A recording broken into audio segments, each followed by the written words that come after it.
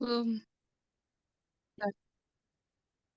Bismillahirrahmanirrahim. Assalamualaikum warahmatullahi wabarakatuh. Sebelumnya, selamat malam. Pertama-tama kami mengucapkan terima kasih atas sudah ditontonnya nanti video ini. Lalu pada kesempatan ini kami akan membahas topik yang sangat penting dalam dunia teknologi informasi dalam mata kuliah sistem operasi yaitu manajemen DIX dan perkembangannya. Seiring dengan pesatnya perkembangan teknologi, kebutuhan akan penyimpanan data yang efisien dan amat semakin meningkat. Semakin meningkat. Manajemen disk juga menjadi sangat krusial untuk memastikan bahwa data yang kita miliki dapat diakses dengan cepat, aman, dan terorganisir dengan baik. Dalam presentasi ini, kami akan membahas berbagai aspek penting dari manajemen disk tersebut. Sebelum masuk ke materinya, izin memperkenalkan diri terlebih dahulu. Nama saya Muhammad Akbar Rizky Saputra, eh, selaku moderator dalam presentasi kali ini, sekaligus juga sebagai pemateri, dan juga ada teman saya. Silakan. Ada Lia Sabira. Delia Sabira sebagai pemateri juga. Lalu untuk materi yang pertama akan langsung disampaikan oleh Adelia Sabira saja. Adelia, dipersilakan.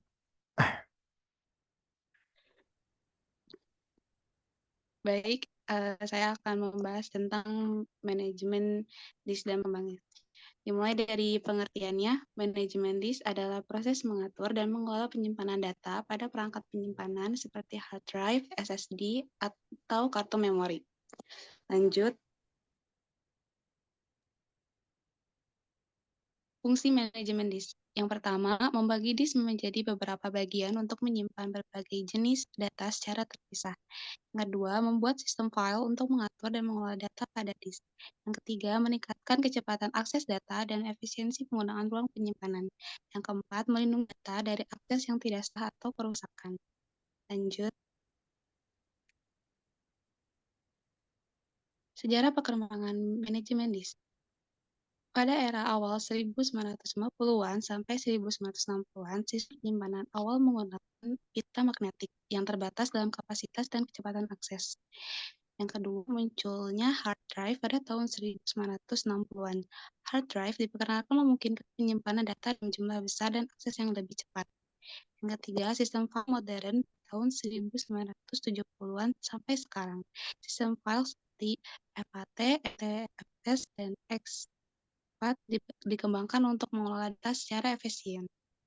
Yang keempat, teknologi baru pada tahun 2000-an sampai sekarang, munculnya teknologi SSD, RAID, dan cloud storage membawa perubahan signifikan dalam manajemen disk. Lanjut, teknologi manajemen disk pada saat ini. Yang pertama, solid state drive atau singkatnya SSD. SSD ini menawarkan kecepatan akses yang jauh lebih cepat dibandingkan hard drive tradisional.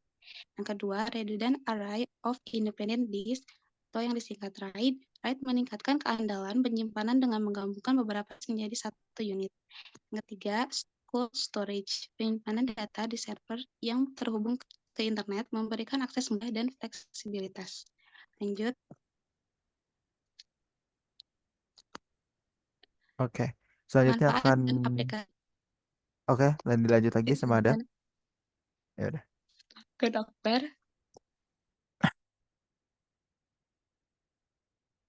Ah, baik, yang selanjutnya akan dilanjut oleh saya saja.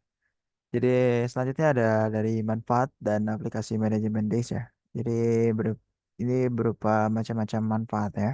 Jadi ada 4 manfaat yang akan saya sebutkan di sini yaitu yang pertama meminimalisir fragmentasi, meningkatkan kecepatan akses data dan optimalisasi, juga juga meminimalisir penggunaan ruang dari penyimpanan yang dimana akan mencakup beberapa data sehingga data tersebut eh terminimalisir datanya sehingga penggunaan ruang penyimpanan akan lebih efektif. Lalu yang kedua dari melindungi data dari akses yang tidak sah, kerusakan, dan kehilangan data.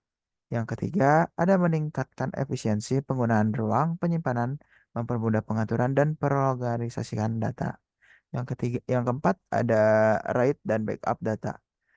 yaitu membantu untuk melindungi sistem dari kegagalan perangkat penyimpanan. Selanjutnya, ada dari tantangan tren masa depan manajemen disk ya. Tantangan atau bisa terbilang eh, jadi yang pertama itu adalah meningkatnya volume data menuntut solusi penyimpanan yang lebih canggih. Lalu yang kedua itu ada ancaman keamanan cyber yang semakin canggih memerlukan sistem manajemen disk yang lebih kuat.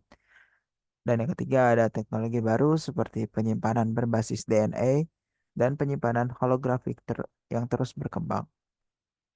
Oke, jadi kesimpulannya dalam penutupan ini kita telah melihat bagaimana manajemen disk itu berkembang dari teknologi awal hingga solusi canggih saat ini.